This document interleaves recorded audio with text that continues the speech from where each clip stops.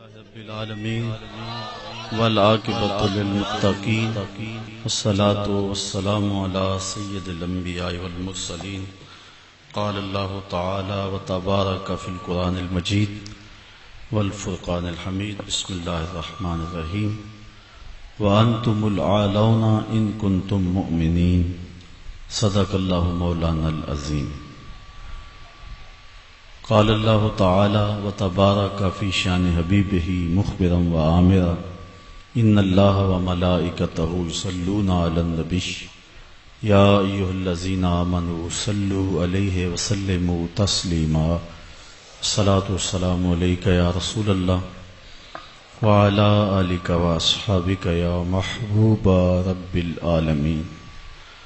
تمام حمد و ثنا تعریف و توصیف اللہ جل مجدہ الکریم کی ذات بابرکات کے لیے جو خالق کائنات بھی ہے اور مالک شش جہات بھی۔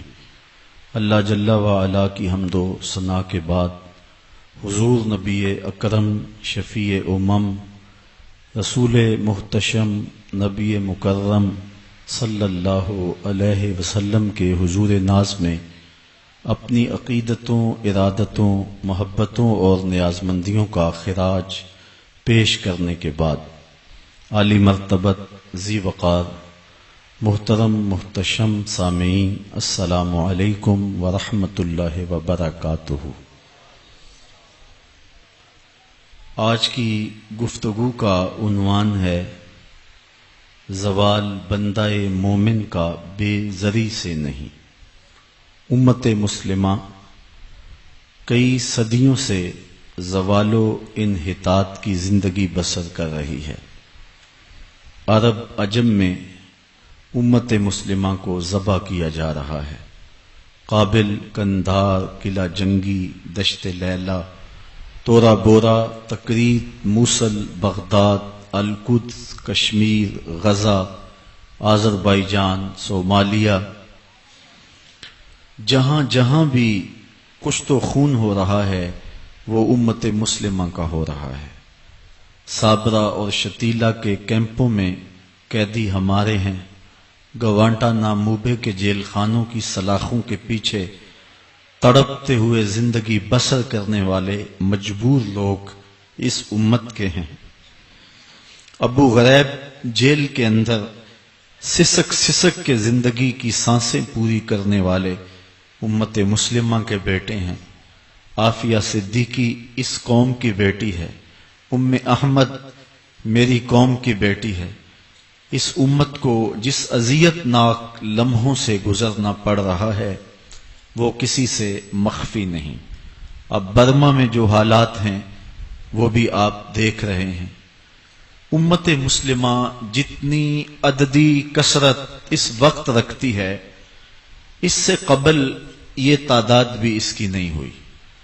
دنیا کی 6.25 ارب آبادی میں سے 1 ارب 40 کروڑ اہل دین، اہل ایمان، اہل اسلام، حضور کی غلامی کا دم بھرنے والے مسلمان ہیں۔ 56-57 باقاعدہ اسلامی حکومتیں ہیں۔ خیر سے ہم ایٹمی طاقت بھی ہیں۔ ہمارے پاس وسائل کی کمی بھی نہیں۔ تیل کے بڑے ذخائر ہمارے پاس ہیں۔ زرعی ملک ہیں، لیکن اس کے باوجود دنیا کے اوپر جو ذلت، جو پستی، جو زبوں حالی کا ہمیں منہ دیکھنا پڑ رہا ہے تاریخ عالم میں اس کی کوئی دوسری مثال نہیں ہے۔ امت مسلمہ کو دیوار کے ساتھ لگایا جا چکا ہے۔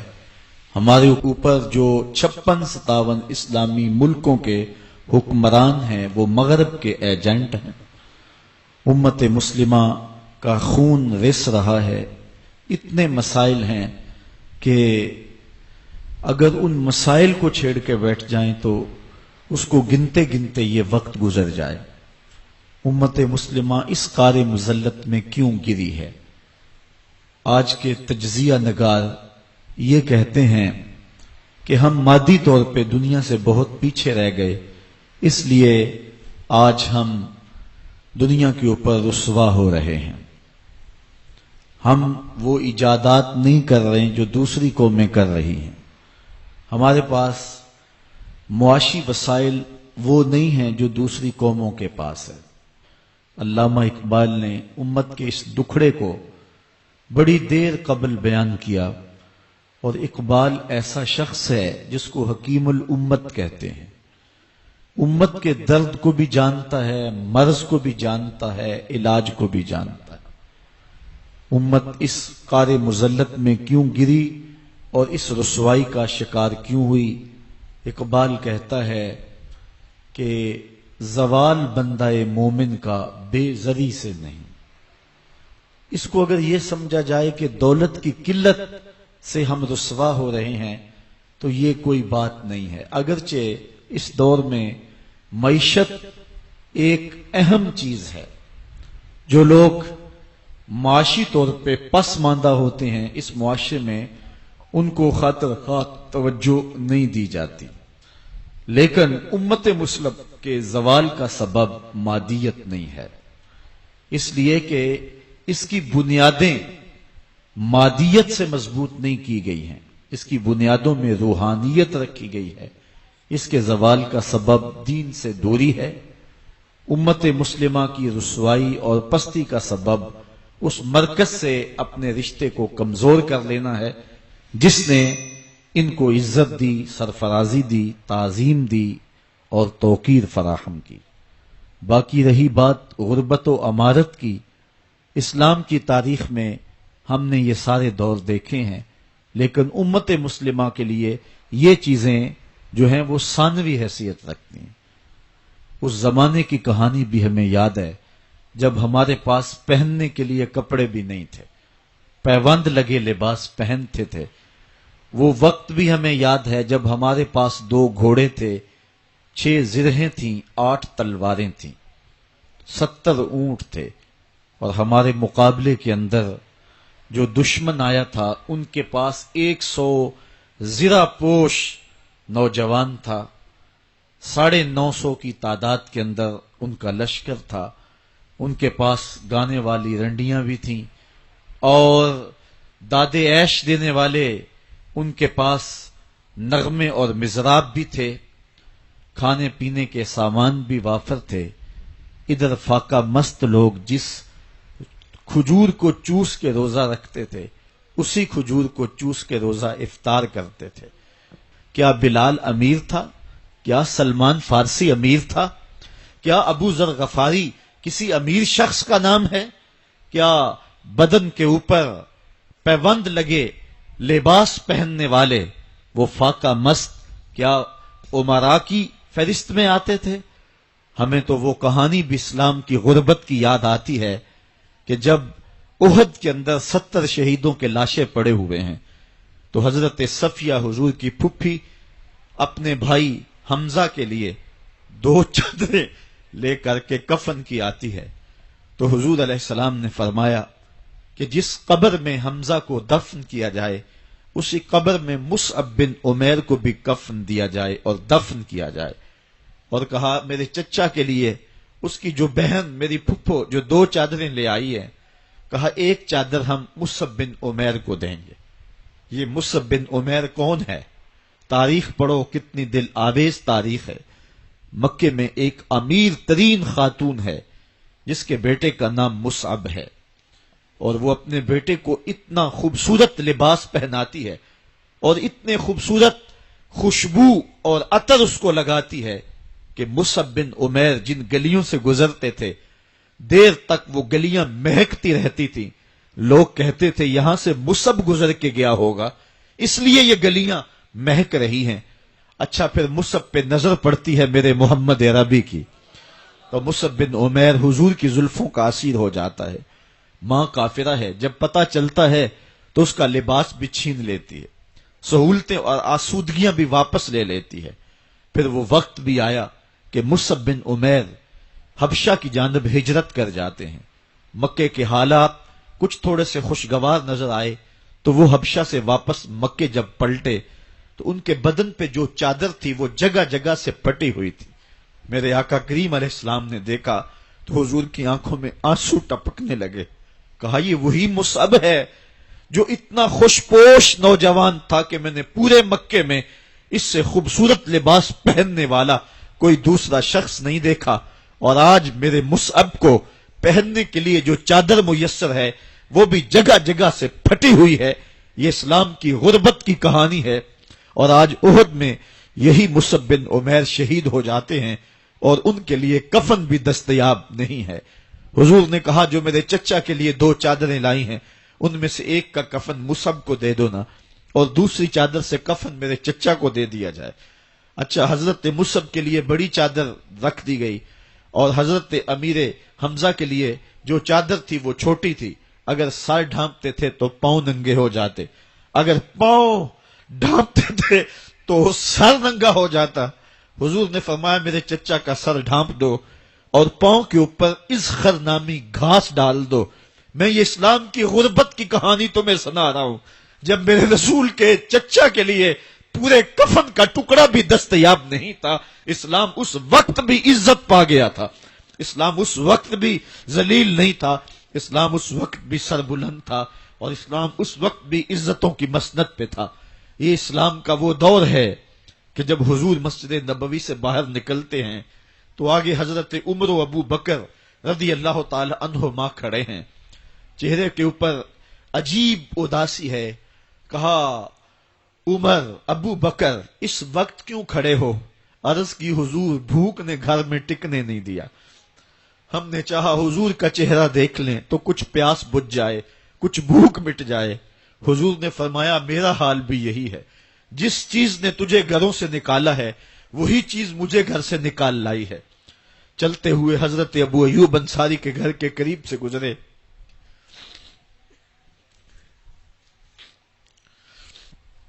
حضور کی خوشبو پا کے وہ باہر آ گئے۔ عرض کی بندہ نواز آج میرے مہمان نہیں بنتے؟ حضور نے کہا تمہاری مرضی۔ گھر لے گئے، چٹائی بچھائی، حضور کو بٹھایا، گھر والوں کو بکری کا بچہ ذبح کر کے دیا، کہا جلدی جلدی کھانا تیار کرو، میرے آقا کو بھوک لگی ہوگی۔ یہ کہہ کے واپس آئے، حضور کے پاس بیٹھے، نظر چہرے پہ پڑی تو گھبرا گئے۔ نکاحت کے آثار اتنے واضح تھے کہ سمجھ آ رہی تھی کتنے دنوں سے حضور نے کچھ نہیں کھایا۔ اٹھ کے باغ میں چلے گئے، کھجوروں کا خوشہ توڑا، حضور کے سامنے رکھا، کہا بندہ نواز جب تک کھانا تیار نہیں ہوتا یہ کھجوریں تناول فرمائیں۔ تھوڑی دیر کے بعد کھانا دسترخوان پہ لگ گیا، حضور سے عرض کی گئی حضور آئیں کھانا تناول کر لیں۔ حضور نے دسترخوان پر تشریف فرما ہو کر کے حضور نے کپڑا اٹھایا تو حضور نے جب دیکھا کہ کھانا ہے تو حضور نے ایک روٹی لی اور چند بوٹیاں اٹھائیں اور ایک خادم کو بلا کر کے کہا جاؤ ہمارے گھر دے آؤ، میری بیٹی فاطمہ کتنے دنوں سے بھوکی۔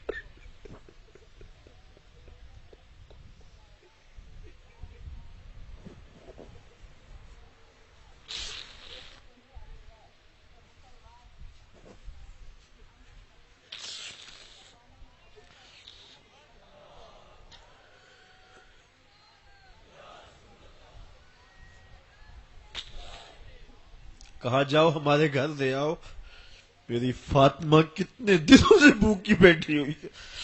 مال کے کونین ہیں گو پاس کچھ رکھتے نہیں، دو جہاں کی نعمتیں ہیں ان کے خالی ہاتھ میں۔ آپ کو پتا ہوگا کہ جب میرے رسول کا انتقال ہوا ہے، حضور کا وصال ہوا ہے، تو حضور کی ایک زرہ ایک یہودی کے گھر میں گروی رکھی ہوئی تھی، حضور نے زرہ رکھ کر کے اس سے قرض لیا ہوا تھا۔ یہ اسلام کی غربت کی کہانی ہے، اور پھر اللہ نے اسلام کو امارت کے رنگ بھی دیے۔ آؤ تمہیں کہانی سناؤں، حضرت عدی بن حاتم روایت کرتے ہیں، صحیح بخاری میں روایت ہے۔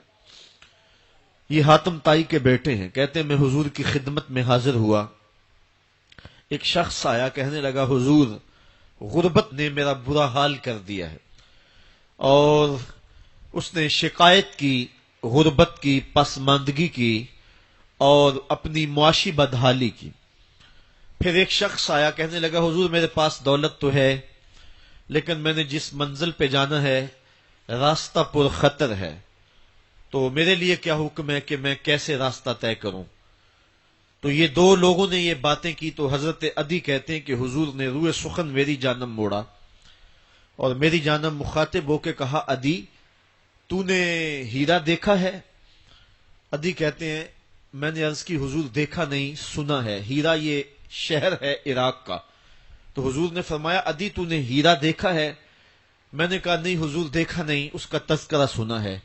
فرمایا، عدی اگر اللہ تجھے زندگی کی مہلت دے تو ہیرا سے ایک خاتون چلے گی، تو اپنی آنکھوں سے دیکھے گا اور مکے تک پہنچے گی اور اللہ کے گھر کعبہ کا طواف کرے گی اور اس کو ہیرا سے لے کر کے مکے تک اللہ کے علاوہ کسی کا ڈر نہیں ہوگا۔ کہتے ہیں کہ میں نے دل میں کہا کہ پھر بنو طے کے ڈاکو مر گئے ہوں گے جنہوں نے عرب کے اوپر روب ڈال رکھا ہے، تو وہ تو پھر ختم ہو گئے ہوں گے۔ کہتے ہیں میں بھی سوچ ہی رہا تھا کہ حضور نے مزید میری حیرت میں اضافہ کرتے ہوئے کہا، عدی اگر تجھے اللہ نے زندگی کی مہلت دی تو تو دیکھے گا کہ کسرا کے خزانے تیری جھولی میں ہوں گے۔ تو اس دور کی سپر طاقت تھی۔ میں نے کہا حضور کسرا بن ہرمز؟ حضور نے فرمایا ہاں کسرا بن ہرمز۔ کہتے ہیں کہ حضور نے پھر فرمایا، عدی اگر تو زندگی پائی تو تو وہ دن بھی دیکھے گا کہ ایک شخص زکوٰۃ کی رقم لے کر کے، زکوٰۃ کی چاندی لے کر کے، زکوٰۃ کا سونا لے کر کے نکلے گا اور اس کو کوئی زکوٰۃ کا مستحق ہی نہیں ملے گا۔ حضرت عدی بن حاتم کہتے ہیں کہ پھر میں نے وہ منظر اپنی آنکھوں سے دیکھا کہ ہیرا سے خاتون چلی اور مکے تک پہنچی اور امن ایسا تھا کہ اس کو اللہ کے علاوہ کسی کا ڈر نہیں تھا۔ پھر وہ لمحے بھی میں نے دیکھے کہ کسرا بن ہرمز کے خزانے مسجد نبوی کے باہر پڑے ہوئے ہیں۔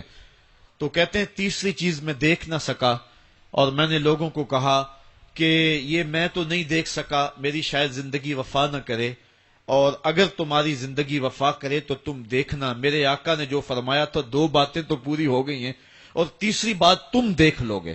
حضرت یحییٰ بن سعید فرماتے ہیں کہ حضرت عمر بن عبد العزیز کا زمانہ تھا اور انہوں نے مجھے افریقہ کی جانب زکوٰۃ وصول کرنے کے لیے بھیجا۔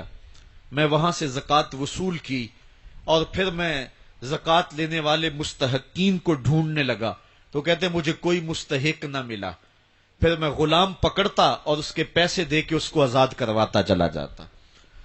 حضرت عمر بن عبد العزیز کا زمانہ ہے کہ گورنر ہے عراق کا، وہ حضرت عمر بن عبد العزیز کو لکھتا ہے کہ اتنی رقم ہے، اس کا کیا کرنا ہے؟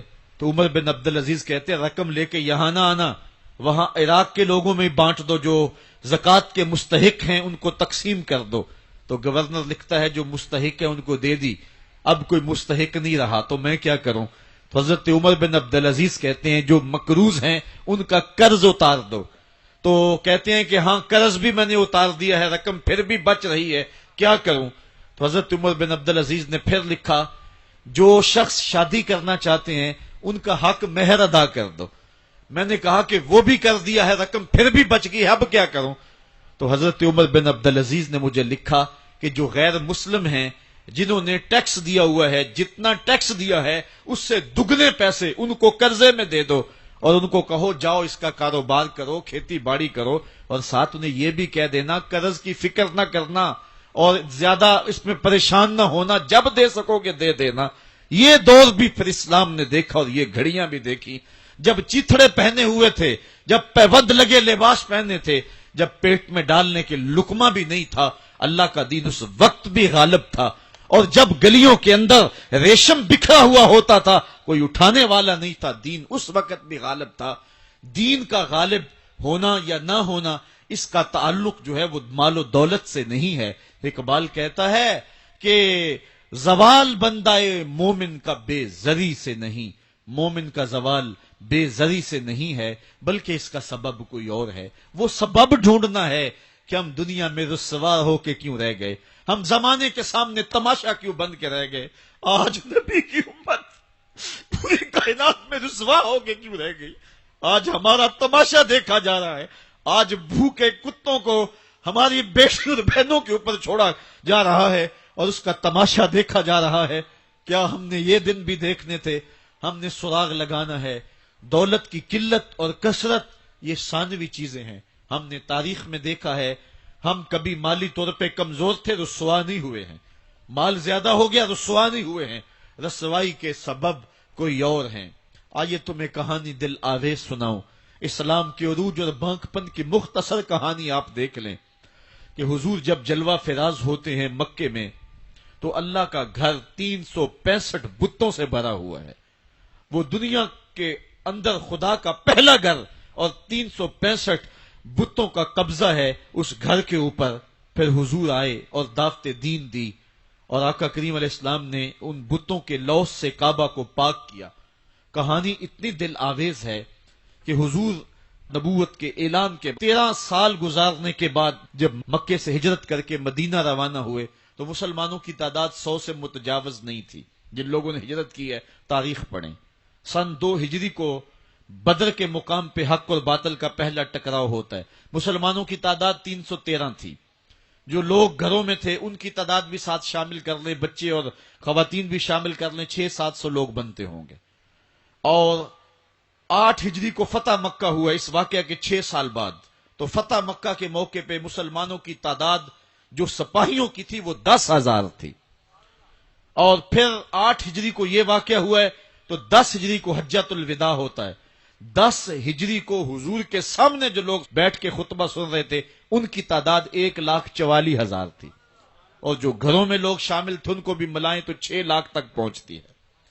حضرت صدیق اکبر رضی اللہ تعالیٰ عنہ 2 سال 2 ماہ اور کچھ دن تخت خلافت پہ رہے ہیں. اور آپ کے ادوار کی فتوحات کو اگر اس کی ایوریج نکالیں تو ایک دن میں 80 مربع میل علاقہ روزانہ فتح ہوتا ہے.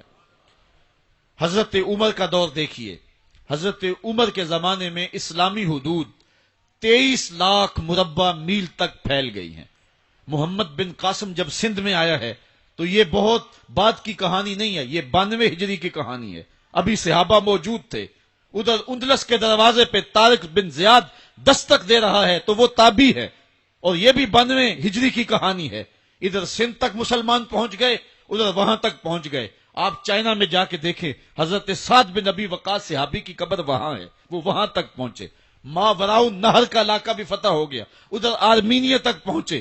یہ تھوڑے سے عرصے کے اندر عظیمتوں کی کیسی داستان رقم کی. اقبال تڑپ کے کہتا ہے دیے جانے کبھی یورپ کے کلیساؤں میں، کبھی افریقہ کے تپتے ہوئے صحراؤں میں. دشت و دشت دریا بھی نہ چھوڑے ہم نے، بحر ظلمات میں دوڑا دیے گھوڑے ہم نے. آج دیکھیں جا کر کے جبل طارق کو، جہاں وہ 500 قدوسی وہاں نکلے تھے. وقت کے حکمران نے اپنے جاسوس کو بھیجا، دیکھ کیا وہ کون لوگ ہیں، کہاں سے آئے ہیں اور کتنی تعداد ہے. تو جا کر کے جاسوس نے کہا پتہ نہیں زمین سے نکلے ہیں یا آسمان سے اترے ہیں.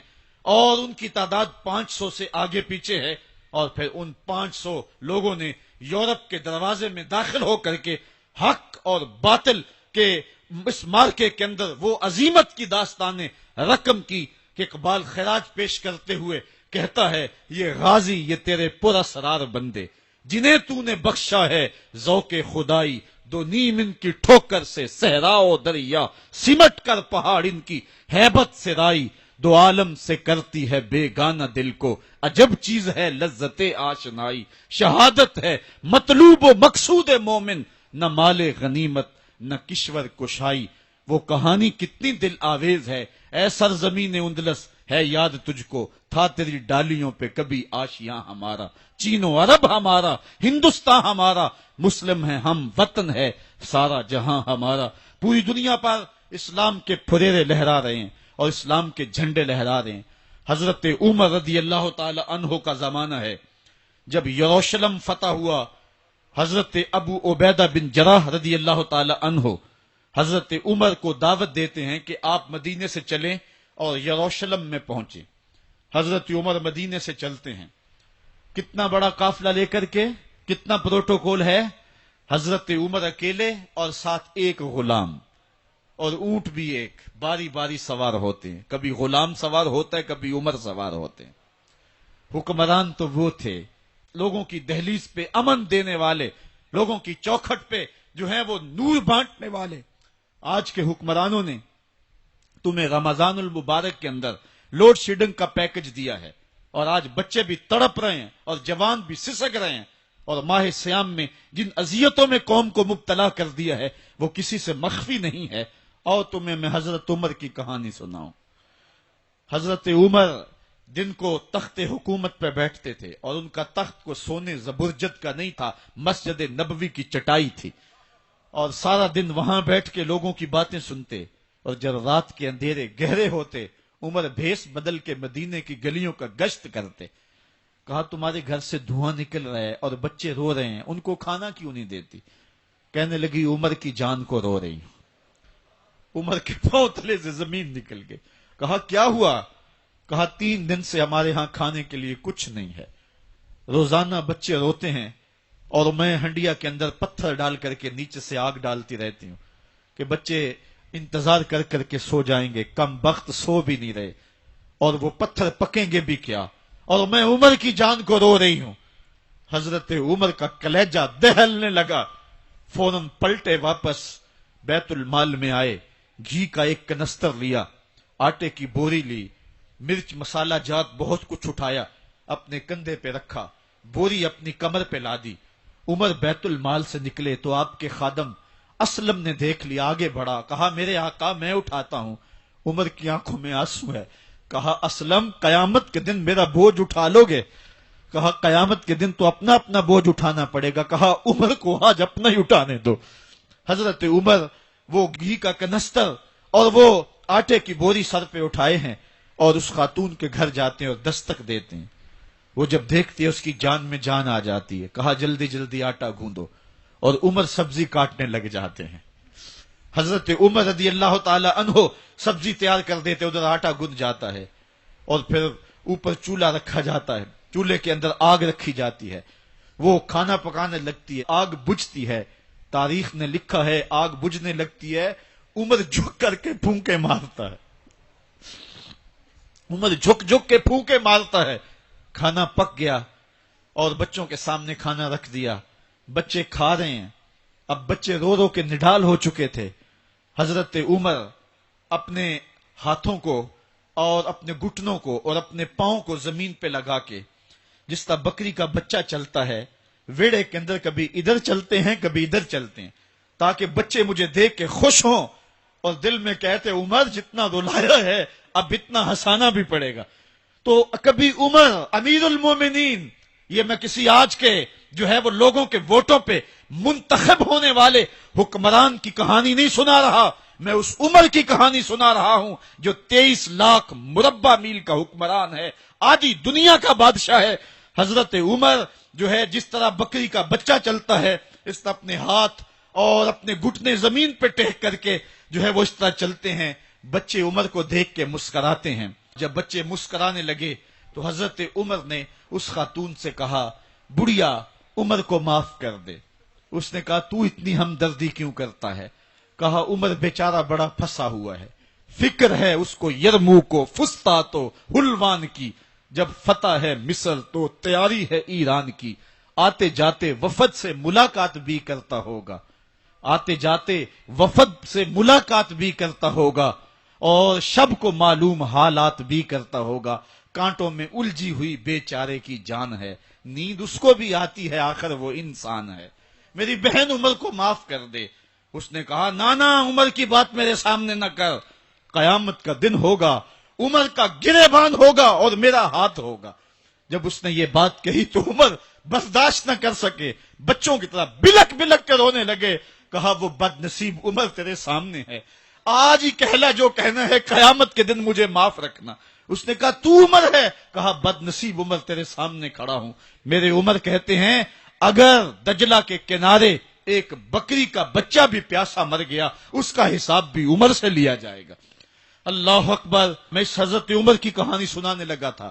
حضرت عمر نکلے یروشلم میں، ایک اونٹ ہے، ایک غلام ہے، کبھی وہ سوار ہوتا ہے، کبھی آپ باری مقرر کی ہے۔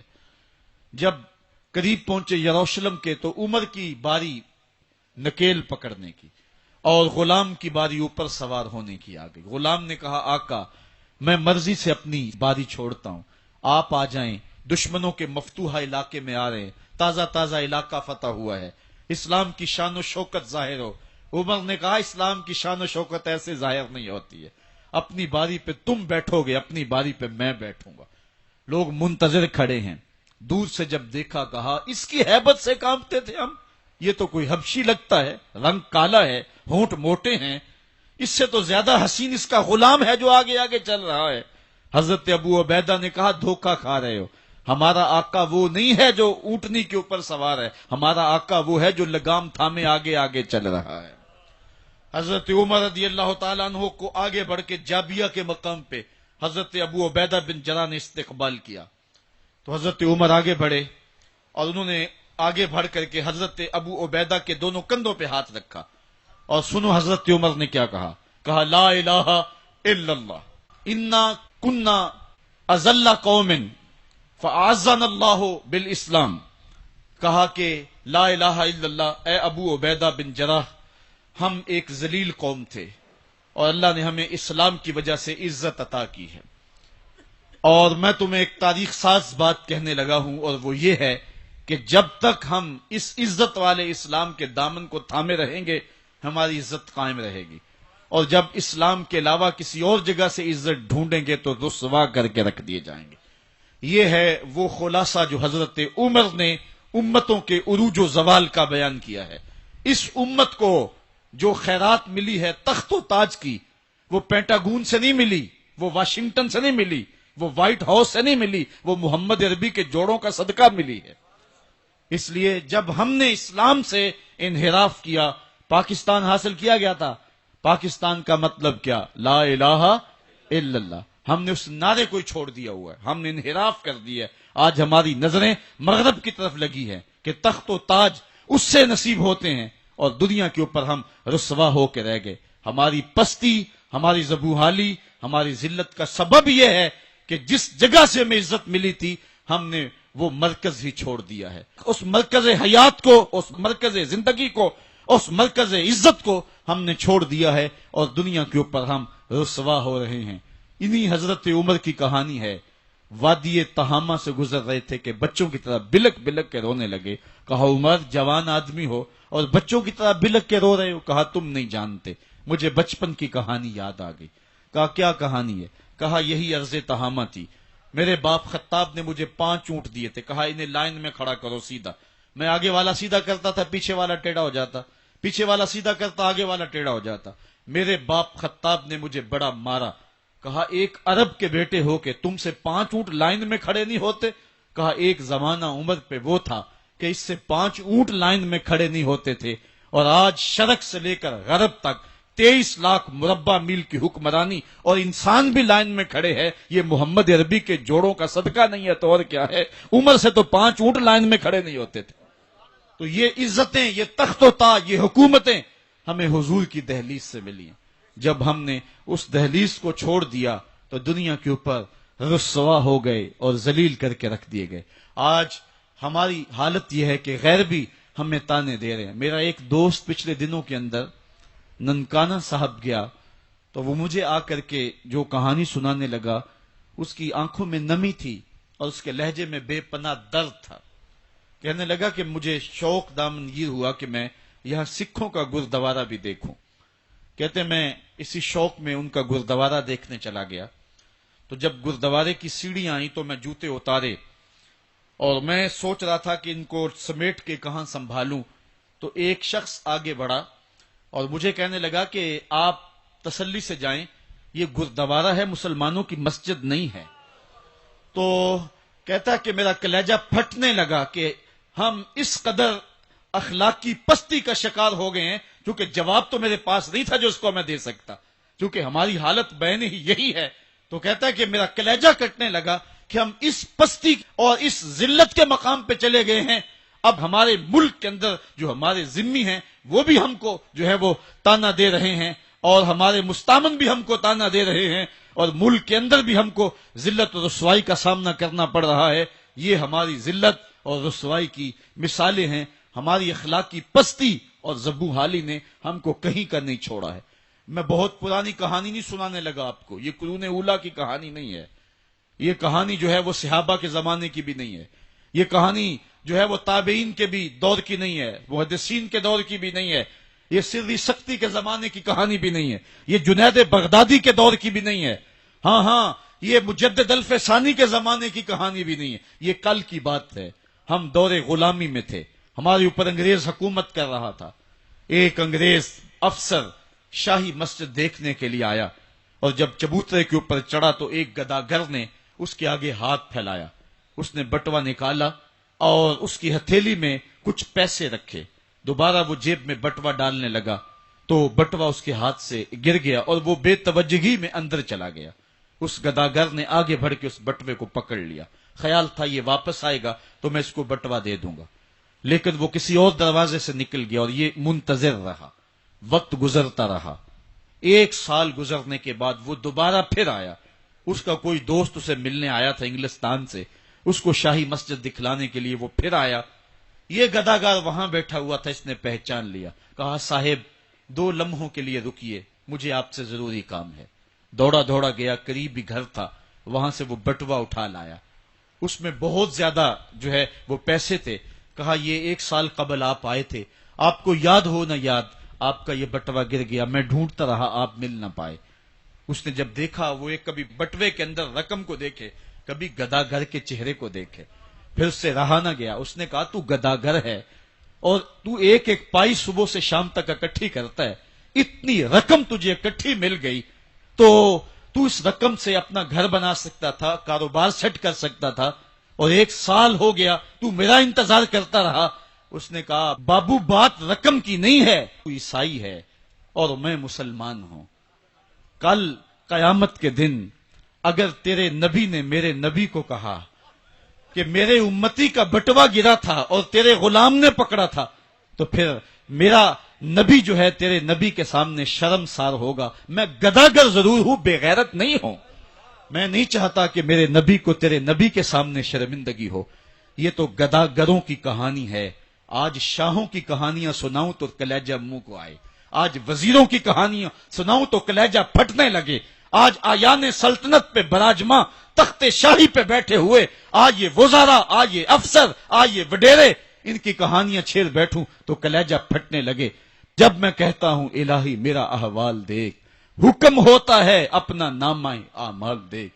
میں نے اصلاح امت کانفرنس کے موقع پہ آپ کو یاد ہوگا کہا تھا کہ یہ تو کرم ہے محمد کی زلفوں کا کہ ہمارے اوپر پتھر نازل نہیں ہوتے، ورنہ جو حال ہم نے کر دیا ہے اور جس اخلاقی انحطاط کا ہم شکار ہیں، ہمارے اوپر تو آسمان ٹکڑے ہو کے برستا۔ اگر ان کی رحمت نہ ہو درمیاں میں، ابھی آگ لگ جائے دونوں جہاں میں۔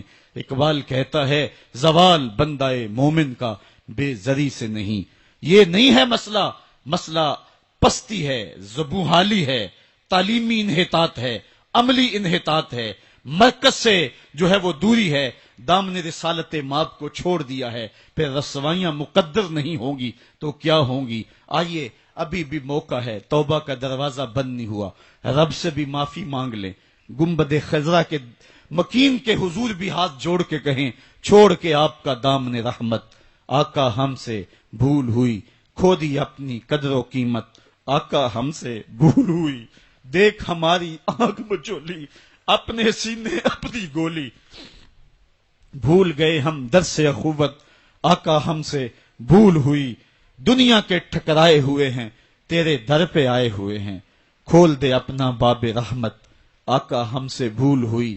آج وہ شعر مجھے پوری طرح یاد نہیں آ رہے جو بچپن میں پڑھ پڑھ کے رویا کرتے تھے، وہ کیا کمال، کسی نے کہا ہن جے رونا تے اکھاں وچوں ہنیرا جاندہ نہیں نور جاندہ ہے۔ آج امت جس زبوحالی میں پہنچ گئی، ہن جے رونا تے اکھاں وچوں ہندیرا جاندہ نہیں نور جاندہ ہے۔ میں بدبخت نو ویکھ کے میرا سایہ بھی میتھوں دور جاندہ ہے، میں پاپی مجرم، میں میلا اتھرو، میں پاپی بندہ، حضور معافی، حضور معافی، حضور معافی، حضور معافی، تساں سی ڈکیا جنہ کماں تھی، حضور جی میں او کر گیا واں، گناہاں دی دل دل دے اندر گل میں تیکر اتر گیا واں، تہاڈے حکماں نو چھڈ کے آقا میں جیندا کتھے مر گیا واں، حضور معافی، حضور معافی، حضور معافی، حضور معافی۔ علامہ اقبال فرماتے ہیں آؤ اگر تم دوبارہ اسی عروج کو دیکھنا چاہتے ہو تو دامن مصطفیٰ کو تھام لو۔ سارا فلسفہ اقبال نے اپنے اس ایک شعر میں نچوڑا ہے۔ شکوہ اور جواب شکوہ اقبال کی امت کی کہانی ہے جو رب سے کہی ہے۔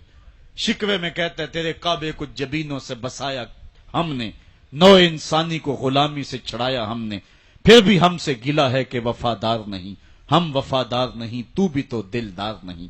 لیکن جواب شکوہ میں جب جواب آتا سارا نشہ اترتا ہے، صیغہ بدلا، لفظ وہی ہیں، میرے کعبے کو جبینوں سے بسایا کس نے، نو انسانی کو غلامی سے چھڑایا کس نے، صفائے دہر سے باطل کو مٹایا کس نے، میرے قرآن کو سینوں سے لگایا کس نے، تھے تو آباب تمہارے ہی مگر تم کیا ہو، ہاتھ پہ ہاتھ درے منتظر فردا ہو، وائز قوم کی وہ پختہ خیالی نہ رہی، برق طبعی نہ رہی، شعلہ مکالی نہ رہی، رہ گئی رسم آزاں روح بلالی نہ رہی، فلسفہ رہ گیا تلقین غزالی نہ رہی، مسجد مرثیہ خواہیں کہ نمازی نہ رہے، یعنی صاحب اوصاف وہ حجازی نہ رہے۔